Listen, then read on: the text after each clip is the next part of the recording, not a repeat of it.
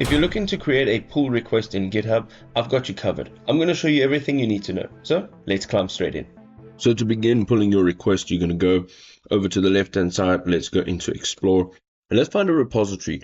Now you need to not be the owner of this repository. We're going to go here. It says trending repositories, and we're going to just go and use this one for an example. Now, once you're in the repository itself, you can go ahead and we can open one of the files. So let's open this file over here. And once you've opened this file, you're going to see all the content. We're going to go to the right-hand side and there's a few options. There's raw, there's a copy raw file, there's a download raw file. And then the next one, it's a pencil icon. It says fork this repository and edit the file. So you need to fork it before you can send a pull request. So let's go and fork this repository. And once we're in this page over here, you can now make the appropriate changes.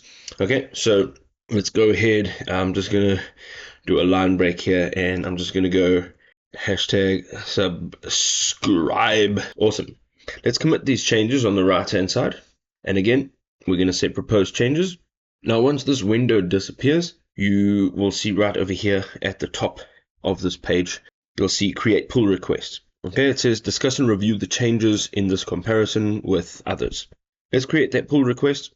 You can see right over here as you click it, you can add a title and you can add a description. And once you are done, let's go all the way to the bottom. You're going to click on create pull request over here. Okay, so once you're done, we're going to create pull request. You've now created that pull request.